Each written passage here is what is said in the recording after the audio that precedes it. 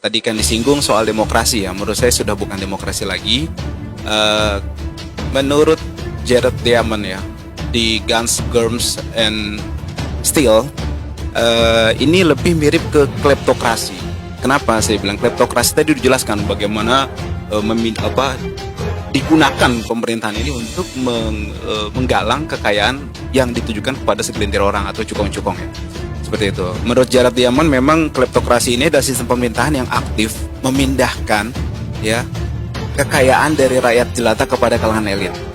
Dan salah satu cirinya adalah mirip yang terjadi di Republik ini, adanya pembagian sedikit dari kekayaan tersebut kepada masyarakatnya. Makanya kalau dibagi-bagi sembako itu gak usah seneng dulu, karena itu adalah bagian dari kleptokrasi yang menurut Jared Diamond, salah seorang ilmuwan dari Amerika, yang marak dikerjakan di beberapa negara berkembang, termasuk Indonesia mungkin. Kemudian soal otoriter juga jangan diragukan lagi. Saya mau kasih contoh satu aja. Kalau contohnya banyak tadi bisa sampai waktunya ke bulan kayaknya kalau misalnya kita bahas gitu kan. Contohnya adalah Undang-Undang Ormas. Undang-Undang Ormas yang di Undang-Undang 8 tahun 85 itu sebenarnya sudah merupakan produk Orde Baru ya, yang katanya otoriter kan.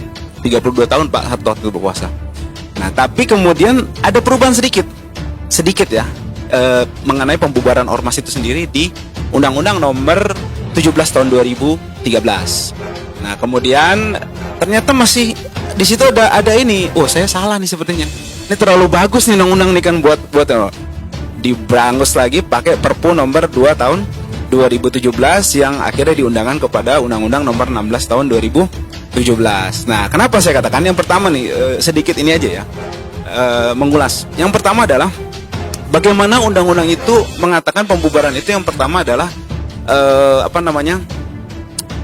yang kedua adalah penghentian kegiatan. Nah, penghentian kegiatan. Jadi organisasi itu dihentikan kegiatannya. Nah, kalau undang-undang yang dulu itu meminta pertanggungjawaban, meminta pendapat dulu dari Mahkamah Agung. Nah, dari Orde Baru minta pendapat dari Mahkamah Agung, kemudian atau dari instansi terkait atau dari kepala daerah.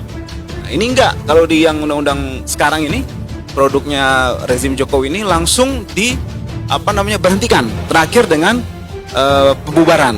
Nah, pembubaran dan juga pencabutan BHP seperti dialami oleh HTI dan ILUNI kalau nggak salah, ILUNI UI. Nah, ini menurut saya hal yang